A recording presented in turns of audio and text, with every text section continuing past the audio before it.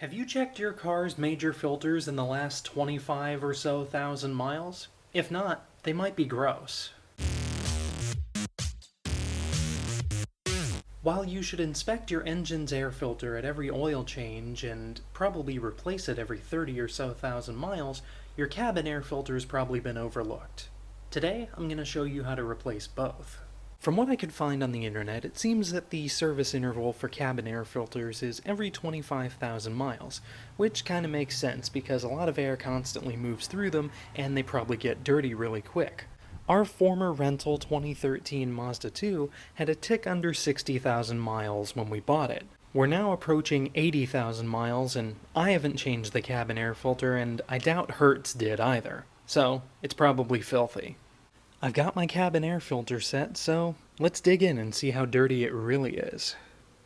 The cabin air filter is located behind a little kick panel under the dashboard. This right here. It's secured with 4 Phillips head screws that are very easy to see.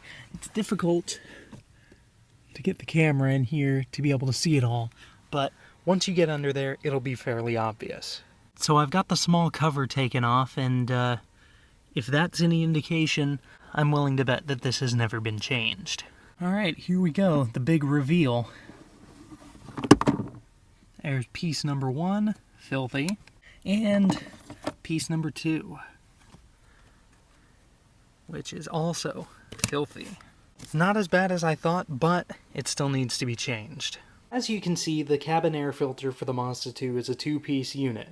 And this one definitely looks like it's got 80,000 miles worth of crap blocking it up. There's tree bits, all kinds of dust, little particulates of whatever, and it's definitely disgusting. I'm glad I'm changing it. You can see I've got the new filter elements over here, so let's go slap them in the car. We've got our new filter elements, top and bottom, ready to go. Before sticking them in, just make sure that they're facing the right way.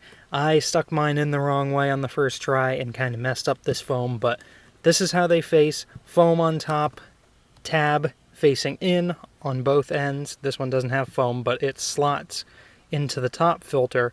And if you need any more help, there are little arrows that indicate airflow. So, sticking these back in requires both hands, and I'm going to need mine, but it's fairly obvious it's just a reverse of what you removed before. There are actually little tracks down here that help you guide the filters in, so it's not that big of a deal.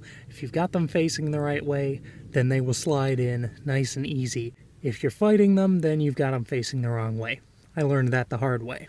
Now just replace the cover and the 4 screws, and this job's done.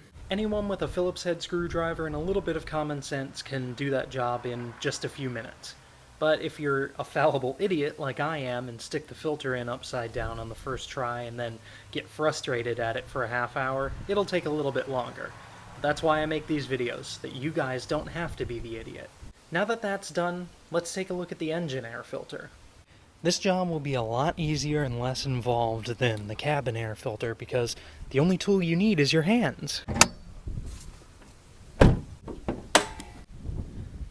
I don't know how it got that dirty in here.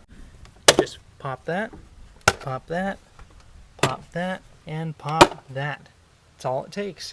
Then you can just pop the air filter housing open and check your filter. This one doesn't look too bad. It's got a little bit of stuff in it, but I don't think it needs to be changed yet. I'll probably leave it in until the next oil change at the very least. But it's just that simple. All you gotta do is pop those 4 clips and pull the filter out. Changing your engine's air filter is super easy. So there you have it, Mazda 2 owners. That's how you inspect and replace your cabin and engine air filters. They're easy jobs, so you should definitely stick to the recommended intervals. At the very least, inspect your engine air filter at every oil change like I said, and replace as needed. The cabin air filter, well, that's up to your own discretion. But at least you now know that they're simple jobs, they're inexpensive, and they're beneficial for both your vehicle and for you. So, I hope this video has helped some of you guys. That's it for me now. I hope you all enjoyed this one. Thank you so much for watching and subscribing, and I'll see you guys in the next one. Oh yeah, this is definitely the stock filter.